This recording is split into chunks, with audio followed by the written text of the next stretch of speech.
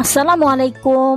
সবাই কেমন আছেন? আশা করছি সবাই খুব ভালো আছেন। আমিও আলহামদুলিল্লাহ ভালো আছি। আজকে চিতই পিঠা বানাবো। তো আমি কিভাবে চিতই পিঠা বানাই সেটা আপনাদের সাথে শেয়ার করব। এখানে কুসুম গরম পানিতে আতপ চালের গুঁড়া দিয়ে 10 মিনিট ভিজিয়ে রেখে তারপরে এখন ব্লেন্ড করে নিব। এই চালের গুঁড়াটা হচ্ছে শুকনো চালের গুঁড়া, এই কারণে আমি গরম পানিতে ভিজিয়ে রেখে তারপরে ব্লেন্ড করে নিচ্ছি। চিতই পিঠার সাথে ভর্তা না হলে কি আর হয়। আর আমার ধনিয়া পাতা ভর্তা খুব পছন্দ, এজন্য আমি ধনিয়া পাতা ভর্তা করে নিচ্ছি। ধনিয়া পাতাটাকে আমি হালকা একটু ভাপ দিয়ে নিয়েছি, আর নিয়েছি হচ্ছে একটু পেঁয়াজ, রসুন আর শুকনা মরিচ ভেজে নিয়েছি। কাঁচা মরিচও দেওয়া যায়, তবে শুকনা মরিচটা দিলে বেশি মজা লাগে আমার কাছে। আর ভর্তা বানাতে আমি সাধারণত পাটা ইউজ করে থাকি। ব্লেন্ডারে আমার কাছে ভর্তা বেশি মজা লাগে না, এজন্য আমি পাটায় বেটে ভর্তা বানাই।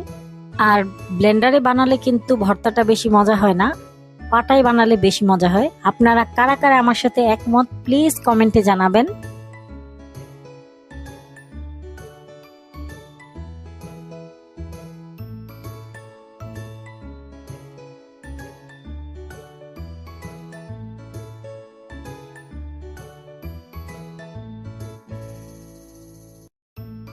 বাটাবাটির পর্ব শেষ। এখন আমি এখানে স্বাদ মতো লবণ দিয়ে দিলাম আর সরিষার তেল দিয়ে দিলাম। তারপর খুব ভালোভাবে মিক্স করে নিব। ভর্তাটা হয়ে গেছে। মুরগির মাংস আলু দিয়ে ঝোল করেছিলাম, সেই তরকারিটা ছিল, এজন্য মনে হলো যে চিতই পিঠা বানাই। তো ভর্তায় একটাই বানিয়েছি। শুটকি ভর্তা বানাতে চেয়েছিলাম, তবে আর বানালাম না, রাত হয়ে গেছে তো এজন্য আর বানালাম না। পিঠার গোলার ঘনত্বটা ঠিক এরকম থাকবে, বেশি পাতলাও না আবার বেশি ঘনও না। এখানে ছোট একটা পিঠার খোলা বসিয়েছি, আর একটু পানির সাথে একটু তেল মিক্স করে আমি ব্রাশ করে দিচ্ছি। এতে করে পিঠা লাগবে না, খুব সহজেই উঠে আসবে। তো আমি বিসমিল্লাহ বলে পিঠা বানানো শুরু করে দিলাম। অনেকেই কিন্তু বলেন যে গ্যাসের চুলায় পিঠা হয় না, তবে আমার পিঠাটা খুব সুন্দর হয়েছে। একের পর এক পিঠা বানিয়েছি, সবগুলো পিঠাই কিন্তু ফুলেছে। আর আমি একদম ইনস্ট্যান্ট চালের গুঁড়া দিয়ে কিন্তু করেছি। আমার হঠাৎ করে খেতে মনে হয়েছে, আমি সুপার শপ থেকে চালের গুঁড়া কিনে এনে এভাবে বানিয়ে ফেললাম। শুকনো চালের গুঁড়া দিয়ে করলে 10 মিনিট হালকা কুসুম গরম পানিতে ভিজিয়ে তারপর ব্লেন্ড করে নেবেন, তাহলে সবগুলো পিঠাই এরকম ফুলকো ফুলকো হবে।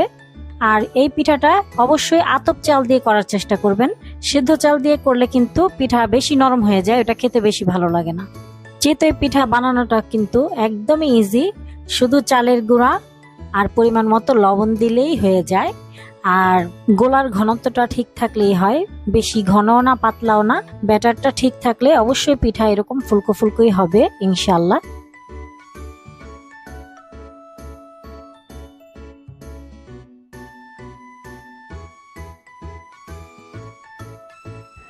পিঠাগুলো দেখতে কেমন হয়েছে প্লিজ কমেন্ট করে জানাবেন। আর খেতে কিন্তু অসাধারণ হয়েছে, খুব মজা হয়েছে। একদম ইনস্ট্যান্ট চালের গুঁড়া দিয়ে গ্যাসের চুলায় পিঠা বানালাম।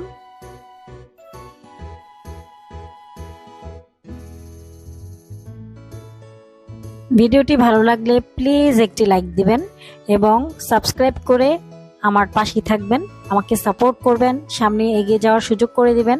লাইক এবং কমেন্ট করতে ভুলবেন না। আপনাদের একটি লাইকে আমাকে অনেক উৎসাহিত করে নতুন একটি ভিডিও তৈরি করার জন্য। তো আজকের মতো ভিডিওটি এ পর্যন্তই। সবাই ভালো থাকবেন। আল্লাহ হাফেজ।